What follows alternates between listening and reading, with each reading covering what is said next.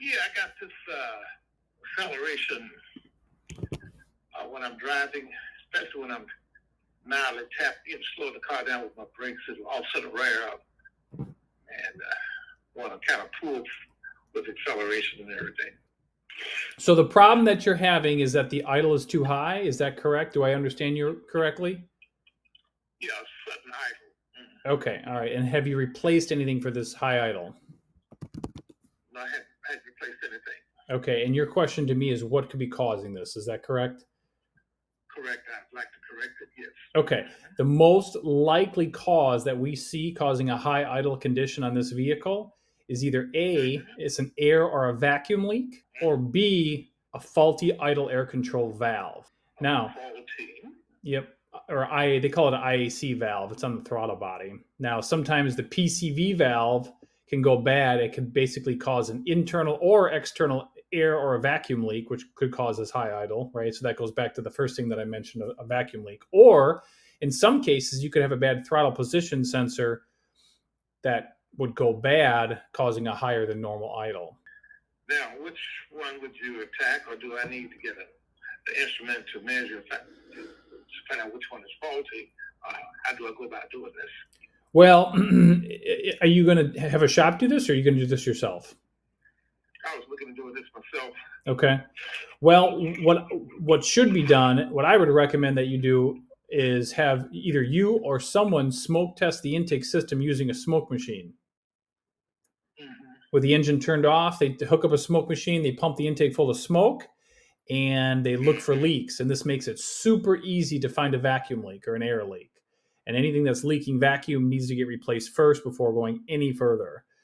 Once that's done, then you can go and you can either check for codes. I suppose you could always check for codes first. That's fine. You can plug into the computer system, see if there's any codes. If you have anything related to, if you have a lean code, that could indicate a vacuum leak. If you have a throttle position sensor code, that obviously could indicate a faulty throttle position sensor, which could be related. But sometimes the TPS sensor can go bad and not even set a code. So it's up to you. If do you have a scan tool or a code reader? Yes. Oh, and you haven't plugged into the computer yet, correct? That's correct. Okay. Yeah, I would plug into the computer immediately. Absolutely. Plug in just to see if there's any codes and go from there. If there's no codes, then I would probably check for vacuum leaks next.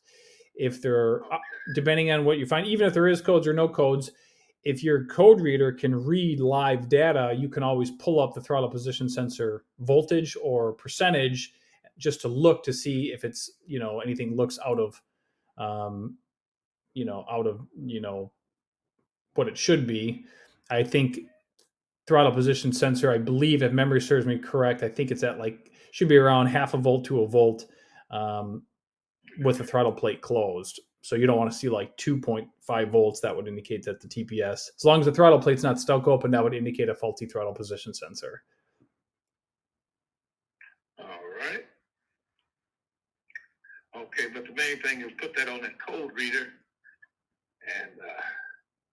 and take it from the indication that it presents, right? Yes, sir. That's correct. You got it. Yep. All righty. That sounds good. Okay. And then once it tells me that, then I can kind of work myself from that. Then is that correct? Yes, sir. You got it. Yep. What would be, if I took it to a professional, what would probably be a cost to get all that done? Well, a lot of it depends on what the shop labor rate is, what they find is wrong, right? So usually a diagnosis is anywhere from an hour to 2 hours labor, which is, if they're at $100 an hour, anywhere from $100 to $200 would be about normal. Now, depending on what they find, if it's just a hose or a vacuum, line, that would be obviously be a very cheap fix, right? But if they find that the intake manifold gasket is leaking, or the throttle body gasket is leaking, the price would all depend on what they find and what needs to be replaced. Brake booster, that would be completely different. So it would all depend.